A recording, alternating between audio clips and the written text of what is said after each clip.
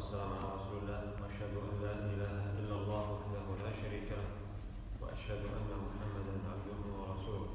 اللهم كن شيخنا وللحاضرين. يقول الإمام زين الدين العراقي في كتاب التقريب في باب حد السرقة: وعن عروة عن عائشة قالت: كانت امرأة مخزومية تستعير المتاع وتجحده، فأمر النبي صلى الله عليه وسلم بقطع يدها، فأتى أهلها أسامة بن زيد فكلموه، فكلم أسامة النبي صلى الله عليه وسلم فيها، فقال له النبي صلى الله عليه وسلم: يا أسامة، لا أراك تكلمني في حد من حدود الله. ثم قام النبي صلى الله عليه وسلم خطيبا فقال: إنما هلك من كان قبلكم بأنه إذا سرق فيهم الشريف تركوه، وإذا سرق فيهم الضعيف قطعوه، والذي نفسي بيده لو كانت فاطمة ابنة محمد لقطعت يدها. فقطع يد المخزومية. لفظ مسلم إلى قوله فيها: ثم أحال بقيته على طريق الليث. وقد اتفق الشيخان عليها بلفظ: إن قريشا أهمهم شأن المخزومية التي سرقت، فقالوا: من يكلم فيها رسول الله صلى الله عليه وسلم؟ وفي رواية لمسلم أن قريشا أهمهم أمر المرأة التي سرقت في عهد رسول الله صلى الله عليه وسلم في غزوة الفتح. ولم يذكر البخاري في هذه الرواية عائشة إلا في رفع حاجتها إلى النبي صلى الله عليه وسلم. ولمسلم من حديث جابر أن المخزومية التي سرقت عادت بأم سلمة. الحمد لله والصلاة والسلام على رسول الله، أشهد أن لا إله إلا الله وحده لا شريك له، وأشهد أن محمدا عبده ورسوله. أما بعد، فذكر المؤلف من رواية أم المؤمنين عائشة رضي الله تعالى عنها قالت: كانت امرأة مخزومية تستعير المتاع. قيل المرأة المخزومية هي فاطمة بنت عبد الأسد، أو قيل فاطمة بنت الأسود ابن عبد الأسد، وهي ابنة أخي أبي سلمة، هي ابنة أخي أبي سلمة ابن عبد الأسد، وهو الزوج السابق لأم سلمة.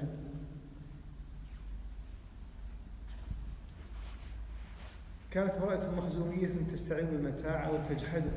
تستعير أي معارية، بحيث معارية مثل القرض، لكن القرض يرد أو يرجع البدن، أما العارية يرجعها نفسه، يستعير شيئا ثم يرده نفسه بعد أن ينتفع به. تستعير المتاع وتجحده. بعد ما تستعير المتاع تقول: ما أعطيتموني وما استعرت شيئا. تستعير الذهب تقول: ما أعرتموني ذهب وما أخذت شيئا، فتجحد هذا المتاع. فأمر النبي صلى الله عليه وسلم بقطع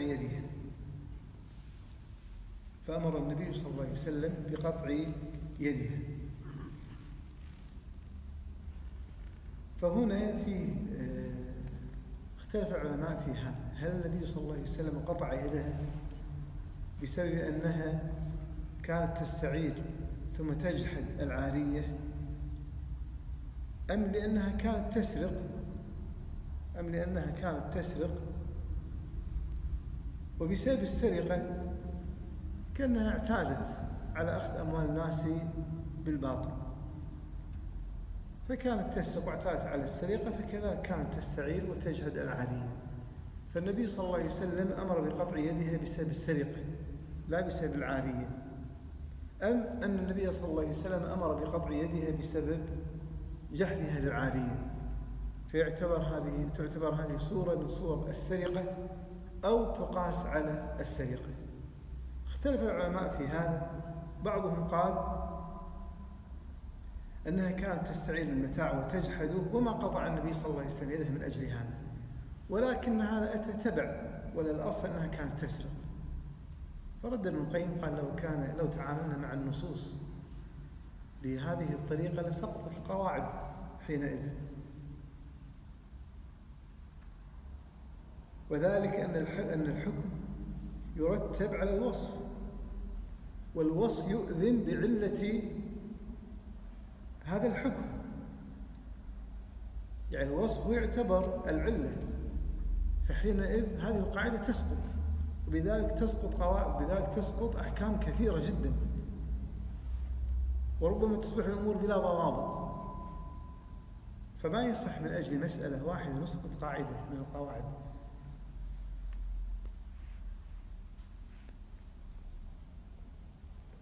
ولذا قالوا الصحيح بأن النبي صلى الله عليه وسلم قطع يدها من أجل أنها كانت تستعير العارية وتجحد. قالوا هذه الرواية فيها شذوذ، تستعير العارية وتجحده، هذه الرواية فيها شذوذ تفرد بها معمر عن الزهري. قالوا الصحيح غير هذا، لم يتفرد بها معمر، رواه معمر، رواه كذلك شعيب، ورواه ابن أخي الزهري، كلهم رواه عن الزهري وذكروا هذه الزيادة. قال بعضهم سفيان بن عيينة رواه عن أيوب بن موسى عن الزهري، ولم يذكر هذا، قال بل اختلف على سفيان بن عيينة، فبعضهم رواه بهذه الزيادة وبعضهم رواه بها زيادة. وإذا قالوا الصحيح بأن هذه الزيادة صحيحة وأن هذه الزيادة ليست شاذة.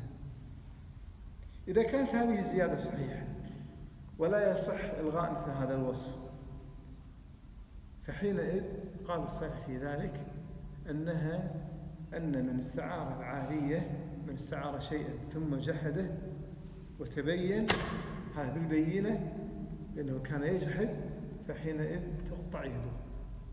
تقطع يده ويعتبر هذا سرقة، وهذا نوع صورة من صور السرقة. قالوا كيف؟ قال أولا النبي صلى الله عليه وسلم جعلها سرقة وجعلها حدا، جعلها المسألة حدا، قال لا أراك تكلمني في حد من حدود الله. إذن النبي صلى الله عليه وسلم جعل هذا الأمر حدا. ثم النبي صلى الله عليه وسلم قال إنما هلك من كان قبلكم إذا سرق فيهم الشريف تركوه، فسماه النبي صلى الله عليه وسلم. أولا سمى النبي صلى الله عليه وسلم هذا الأمر حد، ثم النبي صلى الله عليه وسلم سماه سرقة، ثم قال النبي صلى الله عليه وسلم لو أن فاطمة بنت محمد سرقت لقطع محمد يدها. النبي صلى الله عليه وسلم إذا سماه النبي صلى الله عليه وسلم سرقة. إذن كل هذه الأدلة تدل بأنها تعتبر صورة من صور السرقة، وهو استعارة شيء ثم بعد ذلك جحده. ثم قال الأمر الثاني أن المعير جعل هذه العارية في حرز المستعير، فالعلة واحدة. قال الآن السرقة حتى تقطع يد السارق لابد أن يكون المسروق في حرز. قالوا كذلك المعير جعل هذا المسروق أو جعل هذه العارية في حرز المستعير، فجعلها في حرزه، كما لو جعلها في حرز آخر فأتى المستعير وأخذها، فأتى هذا السارق وأخذها، فجعلها في حرز المستعير فسرقها المستعير. إذن هذا الأمر الثاني. ثم الأمر الثالث قالوا علة واحدة أحرزت ثم أخذت من حرزها بغير إذن مالكها، أحرزت ثم أخذت من حرزها بغير إذن مالكها، بغض النظر من هو أو أين كان هذا الحرز. ثم قال بل هو أشد من السرقة، وهم باب دلالة الأولى. قال عارية إذا جحد العارية، استعار عارية ثم جحدها، هذا أمر أشد من السرقة. قال إذ يمكن الاحتراز من السارق بالإحراز والحفظ العام، أما العارية هنا الناس في حاجة كبيرة، ثم أمن واستأمن هذا السارق أو هذا المستعير، فحينئذ والناس في شدة حاجة إلى مثل هذه العارية، فأتى هذا وأتى لإبطال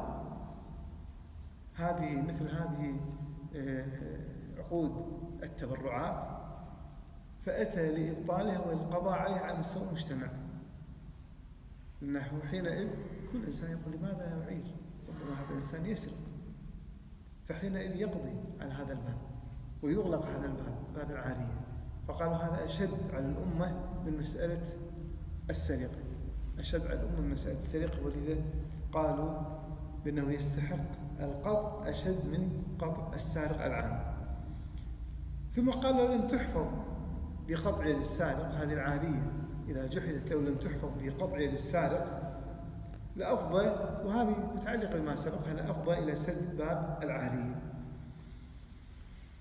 فإذا قالوا إذن هذا الباب تعتبر هي صورة من صور السرقة، بل بعضهم اعتبرها من أشد صور السرقة. وبهذا القول قال الإمام أحمد، رواه الإمام أحمد، وهو قول بن راهويه إسحاق بن راهويه، وقول ابن حزم، وهو قول كذلك ابن القيم. فأمر النبي صلى الله عليه وسلم بقطع يديه، ثم قال الحديث واضح في المسألة، الحديث واضح في مسألة بأن تقطع يد من جحد العارية. فأتى أهلها أسامة بن زيد فكلموه، وذاك لأنه حب رسول الله صلى الله عليه وسلم، فكلموه، فكلم أسامة النبي صلى الله عليه وسلم فيها، فقال له النبي صلى الله عليه وسلم يا أسامة لا أراك تكلمني في حد من حدود الله، كيف تكلمني في حد من حدود الله؟ في رواية البخاري ومسلم أتشفع في حد من حدود الله؟ ثم قام النبي صلى الله عليه وسلم خطيبا فقال إنما هلك من كان قبلكم بأنه إذا سرق فيهم الشريف تركوه، وإذا سرق فيهم الضعيف قطعوه. قالوا كيف النبي صلى الله عليه وسلم يقول إنما هلك من كان قبلكم في موضوع السرقة؟ النبي صلى الله عليه وسلم ورد عنه أنه يقول إنما أهلك من كان قبلكم الشح، في رواية إنما هلك من كان قبلكم بكثرة سؤاله واختلافهم على أنبيائهم، في رواية حين اتخذت نساؤهم كبة الشعر. فالآن هل هذا الذي أهلكهم عند من في مسألة الوصف، أم أهلكهم بكثرة سؤالهم واختلافهم على أنبيائهم، أم أهلكهم الشح؟ فهذه الأحاديث مختلفة. قالوا نعم، النبي صلى الله عليه وسلم يتكلم عن عدة أمم، بعض الأمم أهلكهم الشح، وبعض الأمم أهلكهم موضوع النساء، وبعض الأمم أهلكهم كثرة سؤالهم واختلافهم على أنبيائهم، وبعض الأمم أهلكهم أنهم كانوا إذا سرق فيهم الشريف تركوه، وإذا سرق فيهم الضعيف أقاموا عليه الحد. قال النبي صلى الله عليه وسلم والذي نفسي بيده، قالوا هذا فيه جواز الحلف من غير استحلاف، يجوز أن تقسم من غير أن يطلب منك أن تقسم، وذلك لتفخيم أمر هذا المطلوب أو الأمر المقسم عليه، لتفخيم أو لحاجة من الحاجات. لو كانت فاطمة ابنة محمد والذي نفسي بيده، لو كانت فاطمة ابنة محمد لقطعت يدها، أي لو كان الذي تحقق فيه السرقة من قبل ابنتي لقطعت يدها. يقول الليث، يعني الليث وابن سعيد يقول لكن حفظها الله عز وجل وحماها. يروى عن الإمام الشافعي ولكن لم يذكر بسند صحيح أن الإمام الشافعي ما كان ينطق بهذه الجملة، ولكن روايات لم تثبت بسند متصل، ولكن يروى عن الإمام الشافعي بلاغا أنه قال إنما قال عضوا شريفا من امرأة شريفة. الإمام الشافعي قال والذي نفسي بيده، فذكر النبي صلى الله عليه وسلم عضوا شريفا أي يد فاطمة رضي الله تعالى عنها من امرأة شريفة، يد شريفة من امرأة شريفة، وما ذكر هذا اللفظ. والصحيح أنه ينقل كلام النبي صلى الله عليه وسلم تماما. لو كانت فاطمة ابنة محمد أي فعلت هذا لقطعت يده، فقطع النبي صلى الله عليه وسلم يد المخزومية. ولما ذكر النبي صلى الله عليه وسلم ابنته فاطمة رضي الله تعالى عنها لشرفها، لأنها أقربهم أو أقربهن إلى رسول الله صلى الله عليه وسلم، وقيل لنا كذلك هي أفضل زمانها رضي الله تعالى عنها، ومع ذلك لم يحمله هذا على محاباتها، لم يحمله قربها وكونها شريفة وهي ابنة النبي صلى الله عليه وسلم، لم يحمل هذا الأمر النبي صلى الله عليه وسلم على أن يحابيه. وهذا يدل على وجوب إقامة الحد على البعيد البغيض وعلى القريب الحبيب، على البعيد البغيض وعلى كذلك القريب الحبيب. في مسألة: لو وهب السارق والمسروق منه، وهب السارق هذا المسروق، قال وهبته، بعدما رفع إلى الحاكم، قال طبعا لا يسقط، هذا الحد لا يسقط.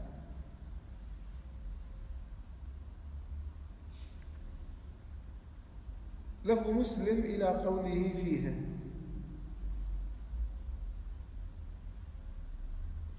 ثم أحال بقيته على طريق الليث، أي كلم النبي صلى الله عليه وسلم فيها، ثم بعد ذلك أحاله إلى الليث، أي رواية الليث بن سعد. وقد اتفق الشيخان عليها بلفظ أن قريشا أهمهم شأن المخزومية التي سرقت في رواية في غزوة الفتح، في رواية البخاري ومسلم سرقت في غزوة الفتح، فقالوا من يكلم فيها رسول الله صلى الله عليه وسلم. وفي رواية المسلم أن قريشا أهمهم أمر المرأة التي سرقت في عهد رسول الله صلى الله عليه وسلم في غزوة الفتح. ولم يذكر البخاري في هذه الرواية عائشة إلا في رفع حاجتها إلى النبي صلى الله عليه وسلم، أي بعدما قطع النبي صلى الله عليه وسلم يده، تقول أم المؤمنين كانت تأتينا فنرفع حاجتها إلى رسول الله صلى الله عليه وسلم، فكان يقضي النبي صلى الله عليه وسلم حاجته. ولمسلم حديث جابر أن المخزومية التي سرقت عادت بأم سلمة، في رواية عادت بأم سلمة، في رواية عادت بأسامة، في رواية عادت بزينب، في رواية عادت بربيب رسول الله صلى الله عليه وسلم. قال فصح الروايات، رواية أسامة ورواية كذلك أم سلمة. وهذا يدل على جواز الاستعاذة بالمخلوق في حدود المخلوق، هذا يدل على جواز الاستعاذة بالمخلوق في حدود المخلوق. فعادت بأم سلمة، أي طلبت اللجوء إلى أم سلمة لتشفع لها عند رسول الله صلى الله عليه وسلم.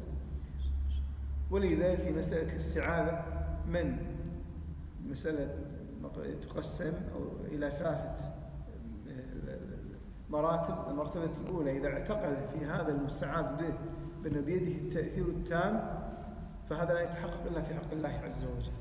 بيده التأثير التام في الإعادة هو الله عز وجل وحده، فمن وجهه إلى غير الله عز وجل وجعله مشاركا لله عز وجل فقد أشرك. والنوع الثاني من الاستعاذة يستعيذ بسبب ناقص صحيح في حدود المخلوق، مثل أم سلمة، استعاذت بأم سلمة في حديث مسلم كذلك عندما أتى هذا الصحابي وضرب مملوكه وعبده، استعاذ هذا العبد برسول الله صلى الله عليه وسلم فتركه هذا الصحابي.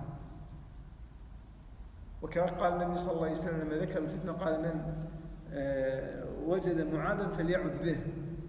وفي رواية كذلك فيما يتعلق بالكعبة يقول يعود عائذ ببيت الله عز وجل.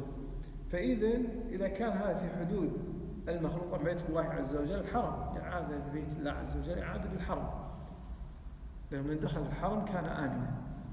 فإذا كان في حدود المخلوق وثبت هذا بالشرع واعتقد أن الأمر بيد الله عز وجل وحده وأن هذا سبب من الأسباب هذا المخلوق، وقد ثبت إما بالشرع أو ثبت ضرورة بأن هذا الإنسان عنده قوة، عنده شجاعة، عنده ملك يستطيع أن يدفع ضرر فلان في مثل هذه المسألة، فحينئذ هذا يكون الأمر جائزا بالاعتقاد بأن الأمر بيد الله عز وجل وأنها مجرد سبب من الأسباب، وتوجد أسباب أخرى بدلا منه، وهذا السبب يحتاج إلى معين.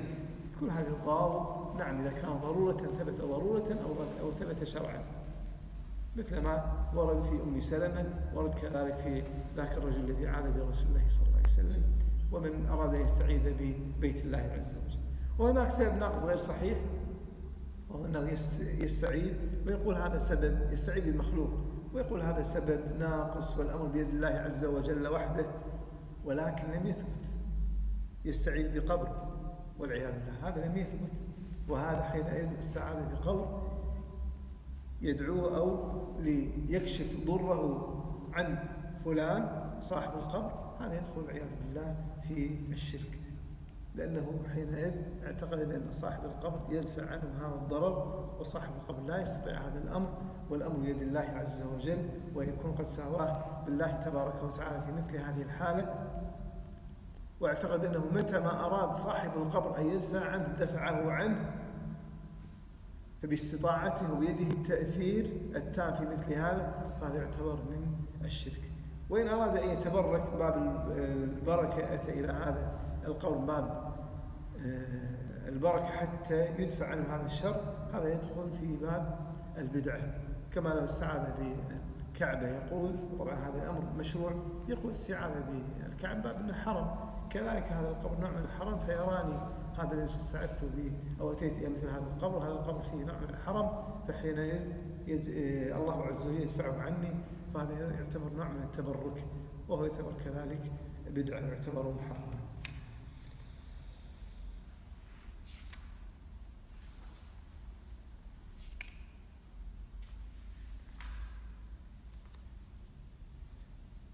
المسألة فيما يتعلق بالشفاعة في حد حدود الله عز وجل، في رواية رواه أبو داود عن النبي صلى الله عليه وسلم أنه قال: من حالت شفاعته دون حد من حدود الله فقد ضاد الله.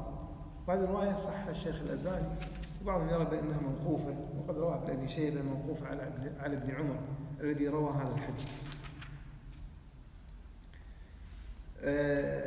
كذلك فيما يتعلق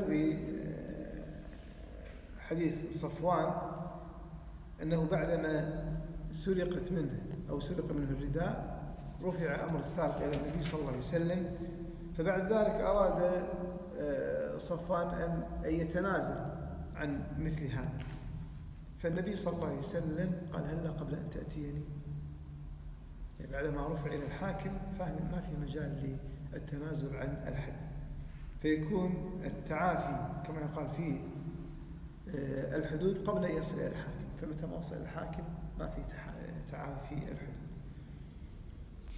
كما في قصة صفوان. ولذا قالوا تجوز الشفاعة قبل بلوغ الإمام، تجوز الشفاعة قبل بلوغ الإمام، وهذا قول أكثر أهل العلم. الإمام مالك فصل قال: تجوز الشفاعة قبل أن ترفع إلى الإمام بشرط ألا يعرف من هذا المشفوع له أذى، لكن إذا كان أذاه معروف بين الناس ومنتشر بين الناس فهذا لا تقبل شفاعته، هذا لا تقبل شفاعته لئلا يتمادى مفسدته أكبر، فلا بد أن يكون عبرة لغيره، لا بد أن يكون عبرة لغيره. وإذا قال: من عرف منه شر أو فساد فلا أحب أن تقع فيه هذه الشفاعة. أما في غير الحدود إذا رفعت إلى الحاكم فالأصل يجوز التعافي عنه ويجوز التجاوز في غير الحدود، في المطالبات المالية في غير ذلك، لكن في غير الحدود يجوز، هذا هو الأصل. أما فيما يتعلق بالحدود فقد ورد فيه الحديث بعدم جواز التعافي والتنازل بعد ما يبلغ هذا الحاكم. والحمد لله.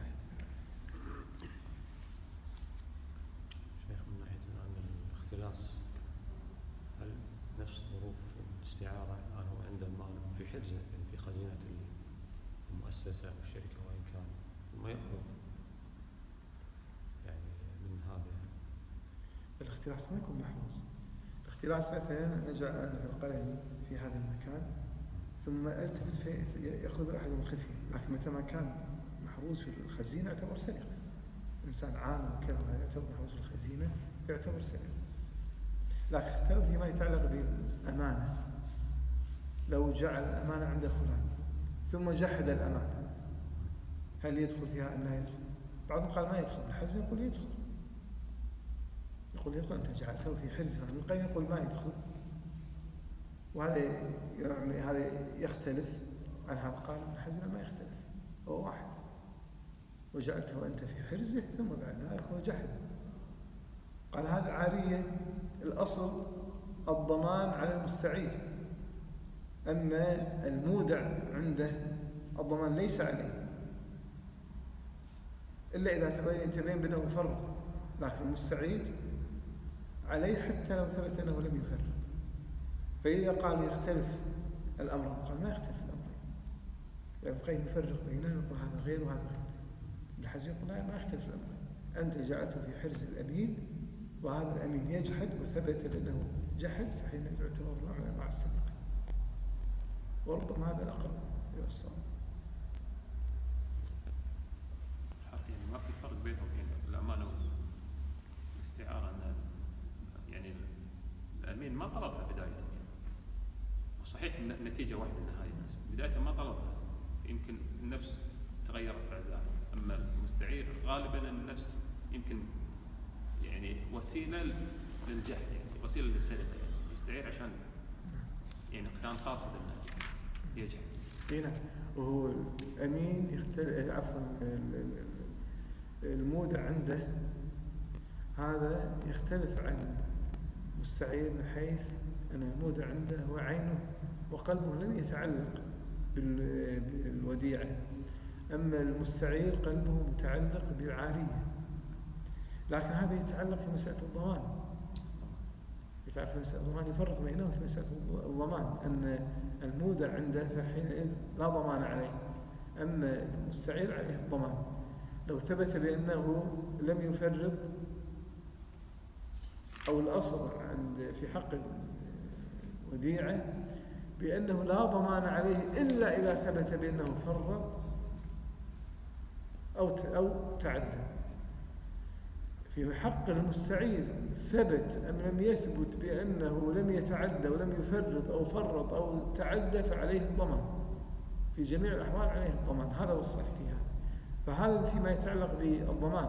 أما الآية الكلام في حق السرقة، تعتبر السرقة، قال المسألة واحدة، هذا في حرز وهذا في حرز، جعله في حرز هذا وهذا جعله في حرز هذا.